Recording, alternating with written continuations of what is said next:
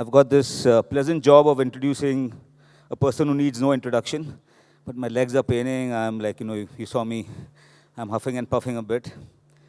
I see that now we have a full house for the next session, the most anticipated session of the day. Our speaker for this session is a person who has left his mark on popular culture, a person who has reinvented and redefined the way we see movies, the way we create movies. Karan Johar, also known as Kejo, is an Indian film director, producer, screenwriter, costume designer, actor, and television personality, who's primarily known for his work in Hindi films. Johar made his directorial debut with the blockbuster romance Kuch Kuch Hota Hai, which I'm sure all of us have seen, right? Yep. Which earned him the Filmfare Awards for the Best Director and Best Screenplay. Since then, he has produced several successful films under the Dharma Productions banner and has established himself as one of the leading director-producers in Hindi cinema. He has launched several newcomers under his banner Dharma Productions. Karan was recently invited as a cultural leader to the World Economic Forum early this year. He is here to talk about the future of entertainment, challenges, opportunities, and disruptions.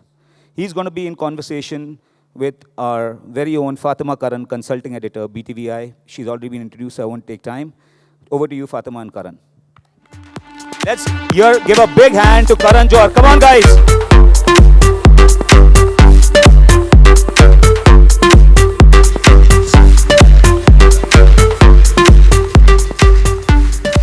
Can everybody hear me? And here I am once again. Just want to thank our audiences for tolerating me once again. And this is going to be a different conversation. Karan and I, there are a lot of jokes about how we have the same last name. We're going to resist starting with... You mean your last name is my first name? That's right, that's right. Yeah, exactly. And there's so much to talk about with you today. But we only have a bit of time. It's already saying time's up on that, by the way. We're just starting, so please change that. I'm going to ask you something very deep to begin with.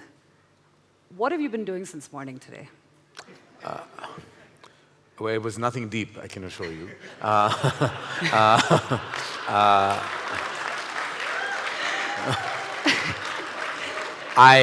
was in the capital last night, and I caught an early morning flight. I reached Bangalore, and I'm here. So there was nothing. And you also, what else happened? There's a movie that kind of got Yes, released? I have a release. Oh, so there was some anxiety, and there was stress, and there was all kinds of... I didn't want to tell you the state of mind. I was just telling you the emotions. Right. And the state of mind was, it's a release morning, and I'm really not in the city when I have a film on release.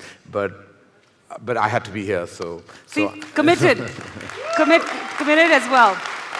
So, interesting that this is coinciding with the release of a movie, which anyway was supposed to be released earlier, but today is the date that it's come out. But because it really brings me to the first question, because when I see you, you are very much someone who's been at the forefront of change as we know it in entertainment, all right? Basic question that people are really wondering about is how are cinema and streaming going to coexist in a sense? How are those dynamics going to change going forward? So what are your initial thoughts on that question that I have? Well, the important thing, firstly, to know is that you have to be with the times no matter what. I've kind of been, I have to go a little back before I get to the answers to just give it some context. Yeah. Some of us were, at one point of time, young filmmakers. Way back when I came in my debut in 1998, I remember there were so many changes that, we brought in. We brought in a new syntax and new energy, and we were considered the younger filmmakers, as in Aditya Chopra, myself, then Farhan Akhtar post that, and before me, Suraj Barjatya.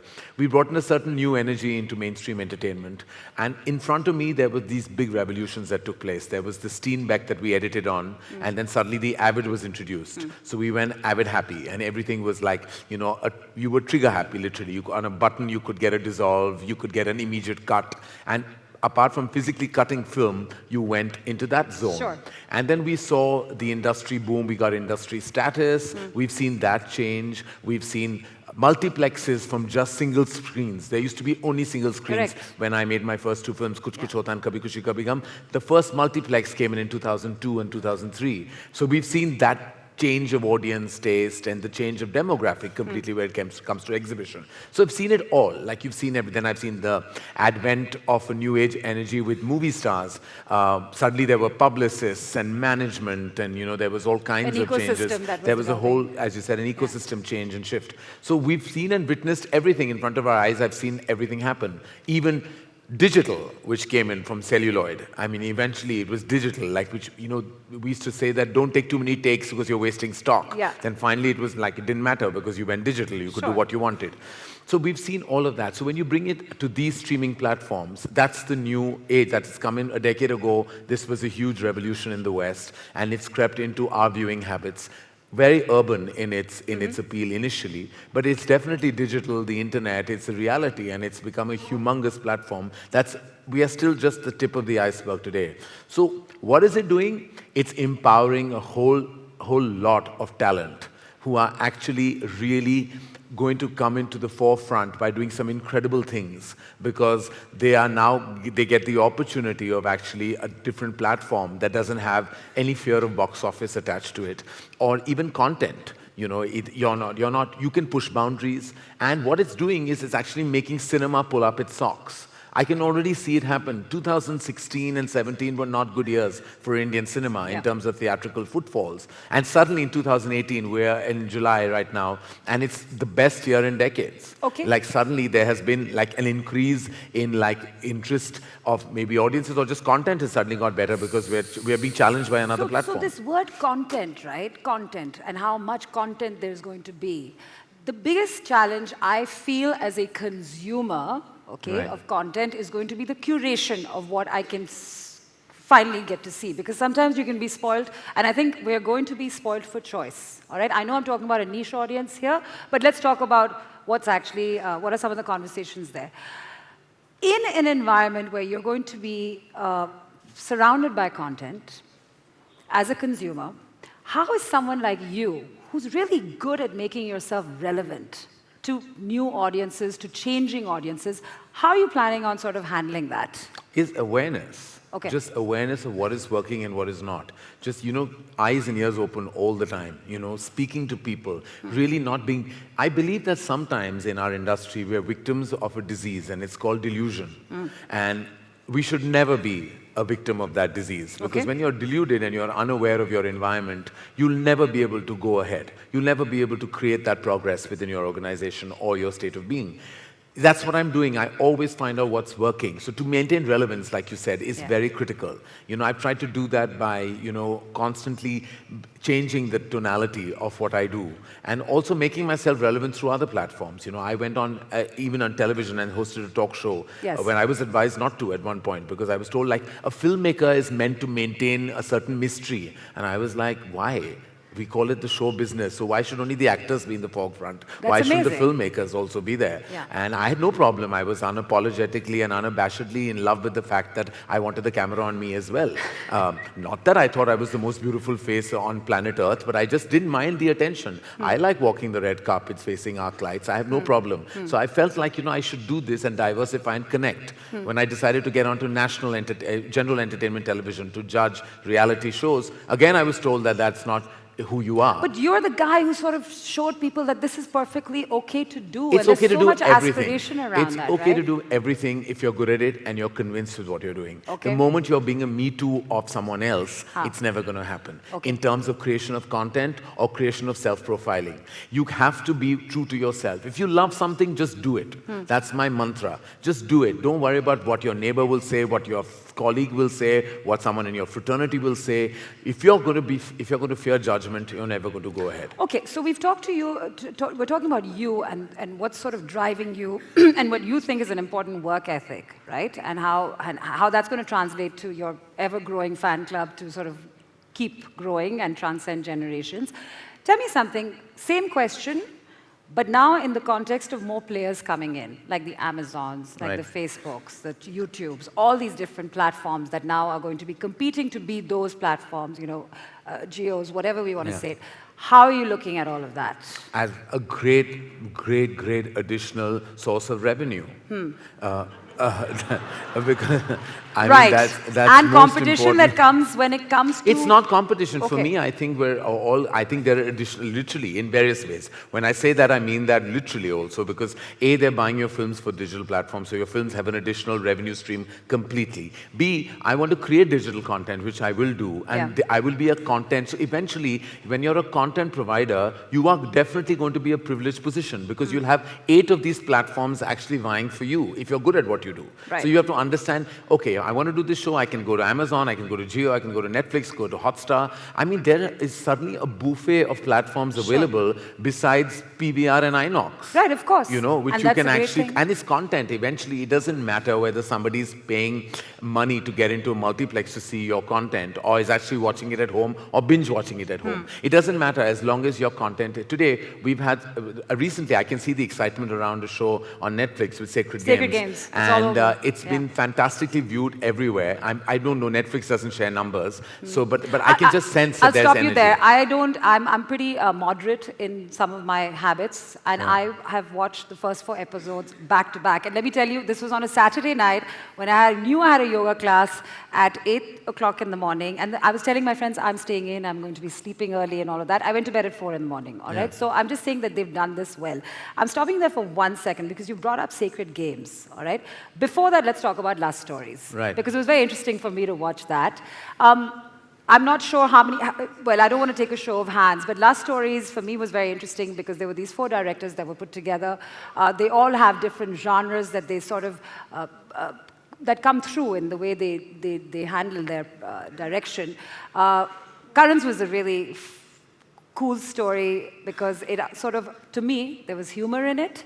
It also captured something that's a very serious theme, which is the kind of trappings we have around female sexuality and the role of women in terms of families and their own sexuality and all of that. And a lot more. There was a lot more going on in that story. And of course, he had this crazy, was it a vibrator? Was it the vibrator? Yeah, it was a vibrator that just I went didn't know nuts. that. I didn't know there was a remote attached to a vibrator. But that even I learned something on so that. this film. remote attached to the vibrator was a big thing. By the way, that's a great opportunity for someone like Dyson to come up with a great product. But anyway, we won't get into that. No, so I mean, I have to tell you the origin of that tell me film that. was when we had made an anthology film called Bombay Talkies right before that with Anurag Zoya, Dibakar, the same quartet. And the film did, well, okay, when it released. It got a lot of critical love. And I always feel had that film found a digital platform, it would have done way better. So when Love Stories was conceived, we also thought we'd go theatrical. Till halfway through, Ronnie Screwvala and Ashi Dua, the producers of the film, had this major brainwave and said, let's go digital. Yep. You know, and I wish, of course, we knew that earlier because we would have pushed the envelope a little more. Because we were still,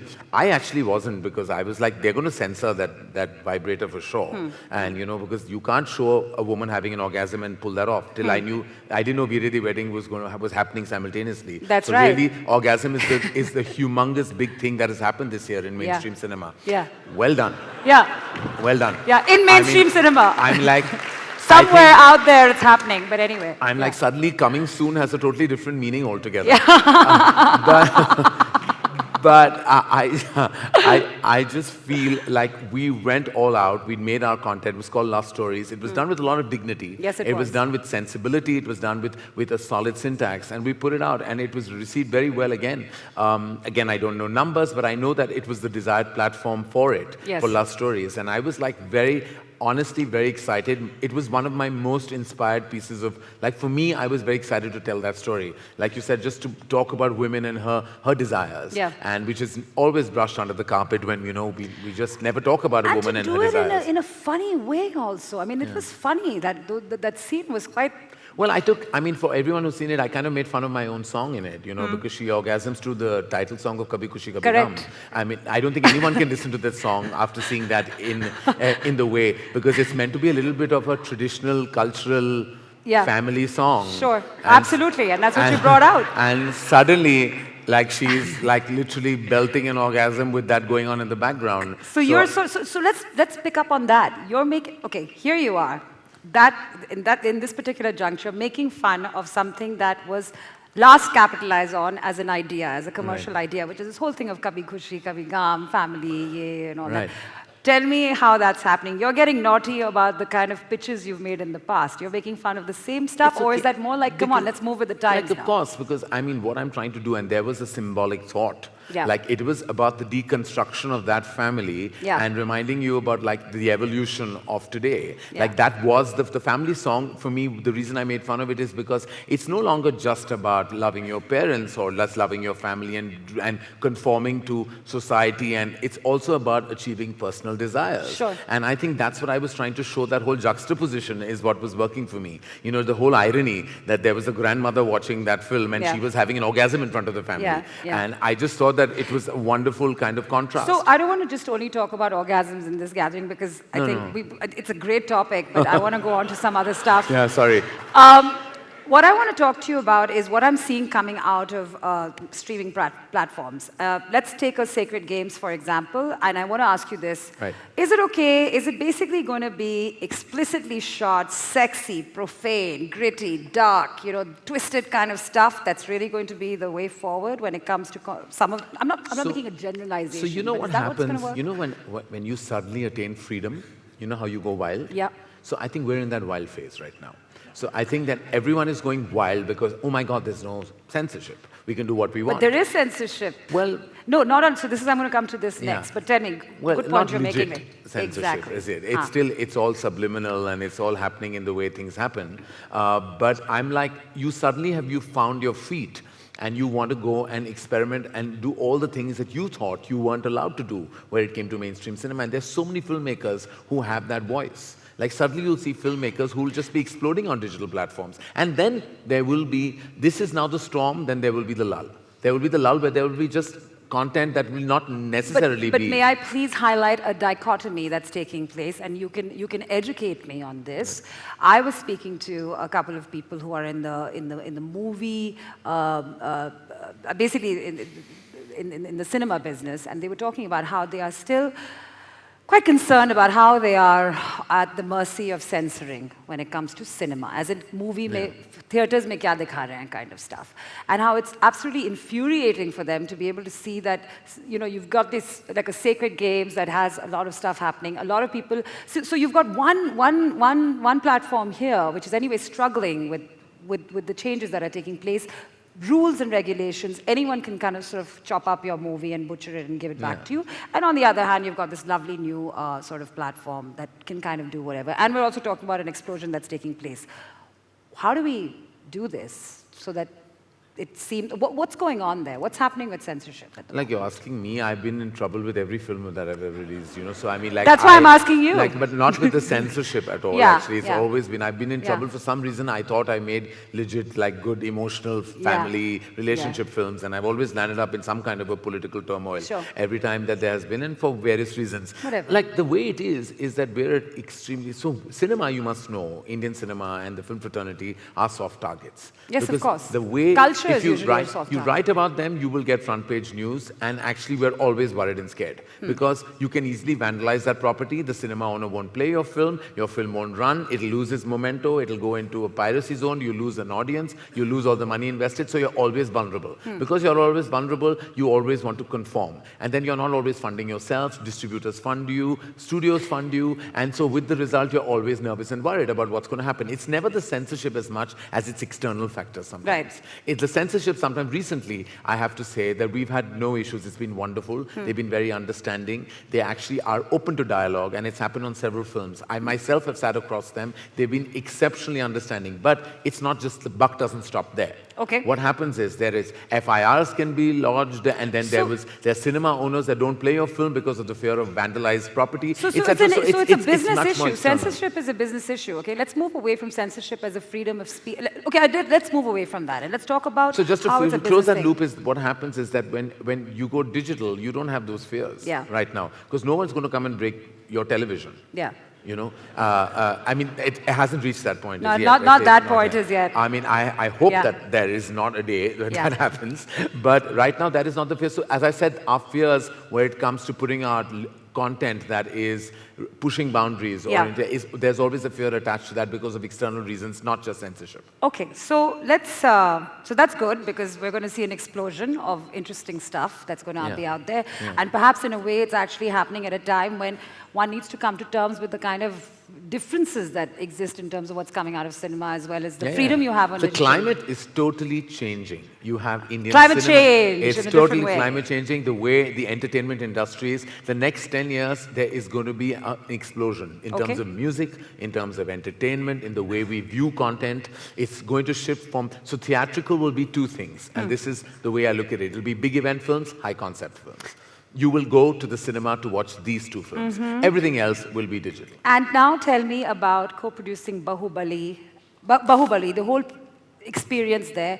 What was your big risk when you were doing that? I had no risk. Okay. I had just big passion for, I love Rajamouli, and I think he's an absolutely genius filmmaker. I followed his entire trajectory. When I knew he was making Bahubali, I said, please, I want to present your film to the Hindi language, because I knew he was already ruling the roost at his end. He was making this monstrous movie, which had the vision that no one had seen. No one had seen that kind of cinema, that awesome spectacle, to see that. and that storytelling. It's not just the computer graphics and just the scale and the opulence. It's the way he handles storytelling, the way he holds on to emotion, and yet pulls all like there's nothing left to anyone's imagination, because it's all there. So it's a brilliant combination of technology and storytelling. So I'm a huge fan. Met him through Rana Daggupati, who's the lead actor. We did a meeting and we said, let's do this. And so the risk was always at his end. Mine was just respect, this was reverence, your passion? and it was just passion. And I'm so glad the passion paid me well. Yeah. No. I mean, could you repeat that, please? It's like, did it pay you well? Did it pay off? Yeah. Oh my God. Like, I have to say, when passion pays off well, that is like the double dhamaka in your life. Double dhamaka, triple dhamaka as well. Yeah. So, just to go, interesting you bring that up, which is storytelling and tech. Because there seems to be, and this is across the board, there's a lot more demand for special effects in movies. Okay, there's a lot of that outsourcing that's being done right out of here. Well, there are two types of special effects. One is visual, and one is also correcting people's faces. I think, that's a good one. That's a very good one. There's cosmetic special effects, and then there's visual special effects. That's right. Yeah. We'll get into that. So some people are doing perhaps that. we can get that in the. We can get that into. Maybe we'll have a question about that over there. Yeah. Do you think that's actually going to be a driver for employment in tech and talent? What I'm asking, where's that going? Well, I think definitely, as I said, the big event film is definitely back in a big way. So Hindi cinema, if you just go academically, what happened is the 80s, we have a trajectory. The 80s, we were remaking a lot of the South Indian films, and that was the commerce of the 80s. And there were a few trickle of some interesting films that changed that tonality. Then in the 90s, we went into love.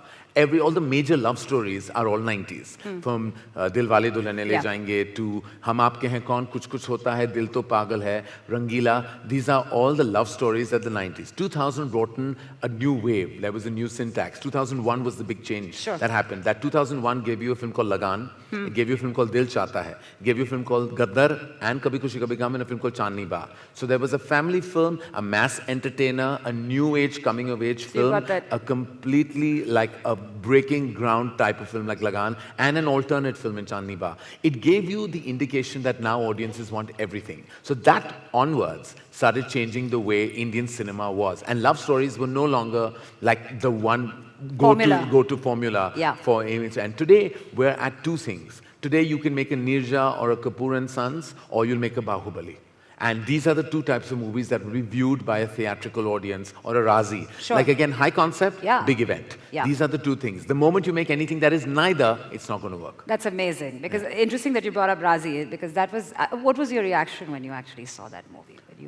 I made it. So so when you saw it, actually, what I'm saying is, no, that's not the question. Yeah. What I'm asking is when you see it, when you see your movie and how, when you're actually when you're seeing it as a person who is looking at all these changes, who's actually acknowledging that, look, there are all these different audiences and curations that are there right now. So I put Razi in the high concept bracket. Yeah. Because it's a true story that is just the one line of that story is so strong. Yeah. That's all I heard. I heard the one line when Meghna came, and I was like, I was sold at the idea of this girl who did what she did.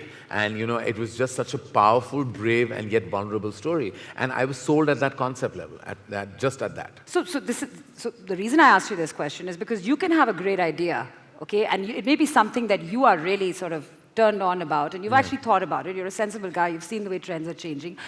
when do you know that what you're actually after and what you really like is going to work? Yeah, you see, that's your instinct. Now, Yeah. sometimes I've realized that every one of us has an inborn instinct. And sometimes your instinct is validated and sometimes it's Sure. not.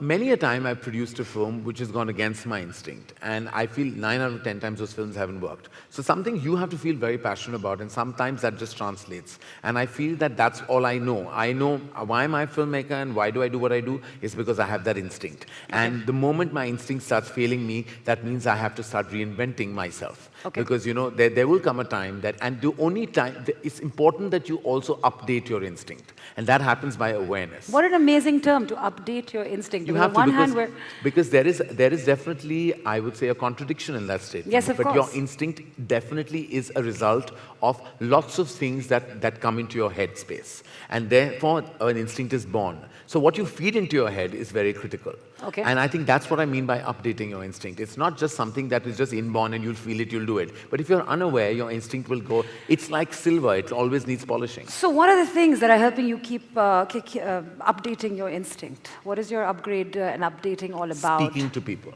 Okay. Like I hope I'm literally- inspiring you right yes, now. every event I go to, every time I interact with people, I think every time I meet people, I'm curious, I ask questions, I just like to know what's happening, what people are thinking and saying. I try to make like all kinds of opportunities where I interact with people Yes. and find out what they really have to say. And and the most important thing is to be open to criticism.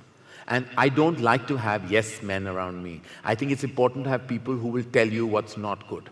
Because you will yourself kind of get an indication of what's good. But it's important to be told that this is not good, it's not going to work. How is that changing in a time when social media is so personal and it's right out there? And of course, you've been It's fantastic at important. adapting to that very Of quickly. course, because see, I love trollers. I have no problem. Okay. They troll me morning, noon and night. But within that trolling, there is something that I feel that they are actually catching on, which is true. That's something that I'm amazing. doing wrong. Okay. And I feel out of the evil, nasty, god-awful things they say to me, there are one or two things that are actually relevant and something that I have to absorb. So I read all the bad reviews of my movies. I don't let that go. I don't just read the 3 and 4 star reviews. I read the 1.5 and 2 star reviews as well. Like, I woke up this morning and there were a plethora of reviews on Dhadak, which is released, ranging from 2 to 4 stars. I read asked all you of them. how your day was. So I read all of that. I Yeah. read the 2 stars, I read the 4 stars. I read them all. I like to know. And then, of course, with time, we'll know how right people were and what our learning is. It's important to open your headspace in your head to every kind of opinion. That's a very important point that you're driving through, that you could be at you can be at where you are in this game, but be open to criticism. I mean, you've got serious guts for admitting that and also for actually making that a No, way you because actually you have to do it. know that you're not always going to be right. Right. You're going to make mistakes, you're going to fumble, you will fall, and you have to know why you went wrong. Like I always say, you must meet success with relief and failure with contemplation. Because when you succeed, you've got to not rest on that laurel and just move on. You get relieved, move on to the next thing. But when you fail, you've got to take a step back and contemplate, why did I fail? What went wrong? These are the things that went wrong. Like I said, you win and learn. You don't win and lose. You've got to learn. Okay. Just as we start winding this down, I want to just get into some projections once again. There's this whole, and you've probably heard this 100 times, but there's a whole golden generation of stars. I mean, you talked about, the actors are, of course, older. The actresses can also get younger. You are also, of course, having young introductions that are being made on in roles as well. This whole desire that exists for more mature roles to be popularized on in cinema, what do you have to say about that? I'm not making it gender specific. I'm not saying when will older actresses have better roles. We've seen them, of course. Yeah. When will older actors have, but just generally, it's still a very niche sort of. So you have to know that there's a study that will tell you that about like 40 to 50% of your theatrical footfalls come from a certain age bracket. Yeah. So you know that in that age bracket, they want to watch things that appeal to that generation, and that's a reality. So it's not, and I'm myself not in that generation, so I understand that, Yeah. one has to cater to them if it's a business. So when you make mature themes, and I'm not, again, being gender specific, No. whether it's a mature theme relating to a man or a woman, or a family or a child, it doesn't matter as long as the treatment is mature, Right. then you know that it'll need very strong word of mouth for it to reach a solid number. And it's known to happen. But then the film has to be exceptional. It's no such thing that you should not make those films. But then you have to make sure that film is exceptional, because if it's even good or okay, it's not going to do anything. But an okay younger film will still make the numbers because it's got music in it, it's got something to watch, it's got the younger generation wanting to tune in. So I'm not saying don't make those movies, but then make sure that they're really good. Is that going to remain okay, I can understand what you're saying in terms of the pace at which that equation is evolving, and I get what you're saying. That movie had better be really good because you still have a pretty niche audience. But think about it. We are going to be that older, mature audience. I am going to be that older, mature audience in some years. I will want to be, I'm saying that but your whole... you know, can I tell you the real dichotomy is that even someone of our age wants to watch things that are younger sometimes. Right. And that is sometimes, we also don't want to see people do what we are doing. Yeah. You have aspiration attached to cinema. So you want to suddenly feel young again. So you'll watch like a film like Ye Jawani Hai Diwani, you'll be very like, oh, I felt young, I felt like there was a spring in my step and there was just fun. And I don't want to see some sad story of a struggling man or woman, going through the beats of life. I mean, that's my life anyway. I mean, why do I need to watch it on celluloid unless it's an immensely engaging cinematic experience? What is the potential, therefore, at this stage with overseas markets for Indian movies at the moment? Well, it's pretty much the diaspora, as you know, is the big markets are Australia, New Zealand, UK, North America, UAE. These are the big, and then Singapore and Malaysia, at the second rung. Then, of course, there is the non-traditional markets, which is emerging, like Europe and China, which are really engulfing. China, really interesting. Which is not like, again, China reacts to the human story, the human Indian narrative. So films like Secret Superstar and Tare Zameen Par and Dangal, mainly all Amir Khan movies. Amir Khan is a huge... He's huge He's in China. humongous in China. And so his films have worked tremendously. And they're reacting to the human narrative. Like a film like Hindi Medium also worked because it's a story of a certain strata that they connect with. Yes. Because India and China have the same family structure and the same, the same obstacles, the same human obstacles, whether it's school, society, religion, politics, like whatever, the problems are identifiable. So China has emerged as a humongous market. Sure. But apart from the traditional overseas NRI market, diaspora market, there's also, as I said, Europe and China that are emerging, and the rest of the world is catching up. Right. But definitely, we're finding larger and larger audiences. Besides United Kingdom and the diaspora there, which has not grown as a that's market, what I was going to ask it's you. not grown at all. Yeah. North America has grown fivefold. Like UAE has grown. Australia has grown, New Zealand has grown. United Kingdom, for some reason, we've not been able to... You can't understand why the films just don't work there. No insights on that? Well, it is a certain kind of film works. Like they're stuck in a little bit of a time warp for some reason. Like they just don't like the films that are saying something like, solid, like it's content-based. The content films or something that's jarringly contemporary? So there's a technicality to that. There are a lot of the families in the United Kingdom that moved in the 70s, and they're like, it's more traditional and rooted, the kind of Asian Indian that belongs to the United Kingdom. Whereas in North America, a lot of the young IT kids and lots of the younger, like just the younger TG that have moved to North America. So they react to the new age content. How interesting. And UAE is the more massy commercial zone because you have that kind of strata working and active. So there is a logic to everything, actually. If you really break it down, there's a reation why those analytics are working out. Okay, this is the point in the conversation where I'm going to suddenly start, throwing fire at Karan. No, actually, Yes, so I'm going to, I will. I think they're going to be coming up on my screen. Where? In that small font? Okay. No, I think we'll do that. But can I just finish what I'm doing with him? Okay. Okay, so I had wanted a place for us to cool down, but I think both of us are so busy staring at that font right now that is there any way you can read that because I can't? No, I can't read that, by the way. Anyway, somebody's going to help us with that. So we decided that instead of rapid fire, we're going to do the cool down when it comes to this discussion today. And I guess in a way you could compare it to like a stretch or perhaps catching our breath. We haven't really had like what Yasmin did before we came. No, that was not a cool down at all. That was a warm up. That was in fact looked like a hit workout that was happening there. I'm going to ask you a couple of questions that I think, and I'll tell you personally, I struggle with these every day, which is why I'm asking you this. What would you like to change about yourself? My ability to stop wanting to please people. Like, I don't think that should anyway be an issue I have to combat. Like, I constantly feel like I have to please people. Like, it's something that has been in my grain because when I was a child, I felt I needed to create more love around myself for some reason. And that just stuck as a trait within me. And right now, I'm exhausted of wanting to be a people pleaser. I want to, like, say what I'm saying in my head right now sometimes. And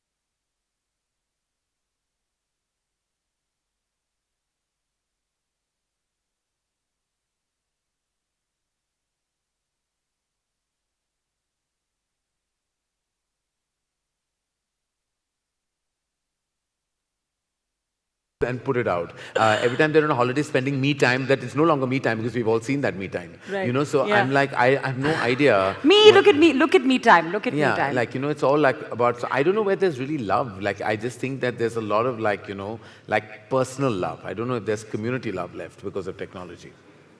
That's amazing. That's a deep one. Let's get that in.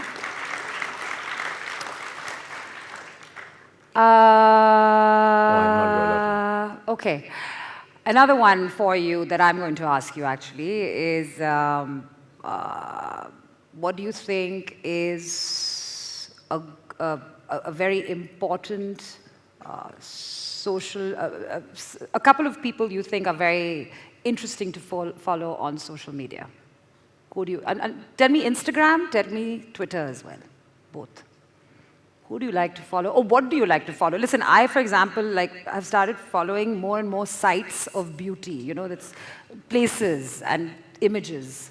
Are you doing that, or is it still on the people sort of thing when it comes to an Instagram as a medium? I'm Are not you doing following any of that anyone stuff? interesting, actually. I think a lot of people are seeing too many things, and I'm just there because everybody else is there. I'm really not inspired by anyone in particular. Instagram is all there. I follow a lot of the fashion sites there because I'm interested. It's a hobby. Yeah. And also, I'm very amused by lots of other people. I'm sure I'm amusing to others as well because my Instagram account is quite ridiculous. And but I'm equally amused by many other people who are just give themselves so much importance, you know, by posing all the time. And so do I. So as I said, so I'm really amused by Instagram. That really is my therapy of the day. And Twitter is I use as a very strong marketing tool to put out my film content. So I'm And you totally- love trolls. And, That's I a have great no problem. Oh, I combination. love it. I love it. I hashtag my name all the time. You have no idea what all comes up. I mean, don't you have a team that sometimes tells you that, listen, you need to just No, do I love it. nothing like No you do team this handles all? my social Oh, so let media. me bring this up. What do you think of Trump and his Twitter, his tweeting? He's amazing. He's amazing. He is really. Tell me really- something, seriously. He inspires me every day. Yeah? Because I mean, when I see his Twitter feed, I just know that, you know, if insanity can rule a nation, Yep. then I mean, he's the face of that. He's inspiring because... He's inspiring, and because you can't believe that people voted for him. Right. No, but listen, this brings me up to a generational question, actually. I mean, and this is something where we're having this chat over here. I had a conversation a while ago in terms of a political economy or something like that. And one of the first things we were talking about is how the world as we knew it has changed. Right. Or is it that, or is it this that we see more of that? As in, we get to see more of a Trump tweeting, and we get to see how he actually No, is. I think what happens is social media is just exposing everyone and putting it out there. So, you know, normally flaws sometimes were brushed under the carpet and hidden. Now it's like for everyone to see. Like Okay. now, I mean, I think social media has made everyone into like a performing artist. And I think you're just judging their performance. Okay, fine. Which also brings me to this question that I can sort of put out to you, which is, we all know how successful you are, Karan, but want to know what has been your biggest failure in life, something which wasn't anticipated, and what did you learn from that? Oh. What did you learn from something? Well, there have been films that failed, but that would be frivolous to talk Yeah, about one film. yeah. I think when it comes to failure, I think that I felt like I hadn't been able to kind of, I still feel like that's my failing. I think that I have not been able to understand a lot of the business dynamics of how I operate. Like, I feel I'm very weak in some of those logistic, parts of creating the enterprise. Like, I still feel like I'm a little disconnected from some of the, as I said, the strategy that would make my business into a far more, and I don't mean that monetarily, just in terms of growth and expansion. I feel I'm a little slow in that zone. I think there's a lot more that I can do, and my failing is that I haven't been able to understand it and haven't given it enough time. Okay. And I feel like I need to kind of like activate that part of my business personality. So part of that business personality is going to be dealing with business people, right? So here, and guys, this is my question to him. I mean, you're looking at this amazing audience of alumni. This is a great school. Sometimes I feel that creative, and there seems to be this big distinction between creative and business. Right. Does that have to be the way? And how can business schools actually make sure that we have more people with the kind of talent that a Karan Johar has, the kind of creativity he has, that can come together with this great business sense that's supposed to come? Like, what do where do you see? I feel that this distinction doesn't have to really be there. You don't have to be just a creative person or a business person. It doesn't have to be, just an MBA or else this. What's your take on that as I close this session? I don't know. I just admire everyone in a business environment because I just think that they bring so much of knowledge and so much understanding of the environment in that zone which I don't have any understanding of. Like, I could talk about my industry till kingdom came, but I would not know how to speak. So I have a great amount of respect for people who actually do what all of you do. I have a tremendous amount of respect because I have a weak understanding of that. So when you say, but I'm sure there are lots of creative people in this room. No, I'm not saying there are no creative people. I'm just saying that there seems to be institutions, there's a greater demand for more of... I mean, you're talking to somebody who topped I topped my BCom batch in my college, but that didn't do anything for me. Like, I've got from the Maharashtra State University has awarded me, and I landed up making, and my principal told me, why do you want to make movies? You're so good at this. I said, I'm not. That's amazing. I just studied very hard. And just because I liked that I would do what I do well. So it's like, it's not that you can read this in a book. Like, I think when you're great at business, you're also very creative because it's, again, coming from a very strong base of instinct. It's not what books tell you and rules tell you, but you're already creative, I think, in a certain sense. Okay. Not that we are at the IIMBue campus, but this is a question that I'm closing on, is that will you make a film at the IIMBue campus? It came from there, not from me. I have to go and visit one to see, actually. Yeah, should we not limit this to Taj, Bangalore? We did IIT with 2 states, but we haven't done IIM. All right, all right. 3 Idiots, yeah, well. Oh, it was the IIMBue campus. So, well, it's a huge hit, so I think we should replicate that. And one more, because we've got time. If not a filmmaker, what other profession would you have pursued? If not a filmmaker? I was doing various things I did as a child. I thought I was going to be a writer. I wanted to be in advertising, copywriting, fashion designing. I had like theater, acting as well, which I don't think, thank God, that didn't work out. There were many things that I wanted to do. I stumbled into this profession, actually. I knew it would be something creative and it would be something that would challenge me creatively, but there were various options in my head. Okay, I am wondering, are you guys wanting me to ask this question? Because it keeps appearing again and again and again and again.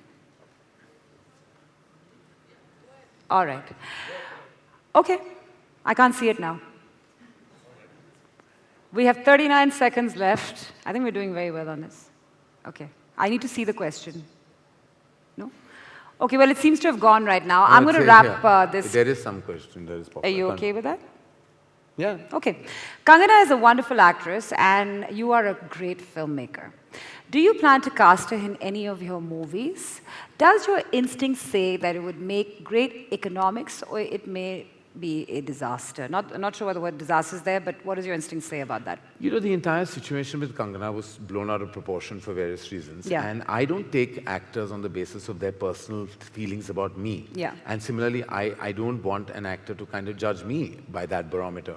I think Kangana is a terrific actor. And if there is a script that requires her presence, I would be happy to make a film. And when you make a film, you can't thinking about its box office success or not. I'm sure if I would ever do a film with her, it would be because it would require her as an actor. Yeah. I have no problem working with her, and I'm sure she has no problem working with me. What she says and what I say is fun.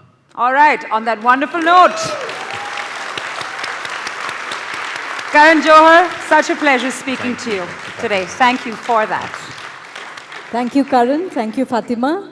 The IIMBue campus indeed is a beautiful place. Yes. And as we were mentioning earlier, the architect who designed it has been awarded the Nobel Prize for Architecture, which is called Pritzker. He's the only Indian to have received it, so we are inviting you to come and make a film there, college wala, happy wala kind of film. Awesome. Thank you, guys. Thank you. Thank you. Yeah. Thank you very much. May I invite Kiran on stage to give Karan and Fatima Karan a small token of our appreciation. Can I have the mementos, please?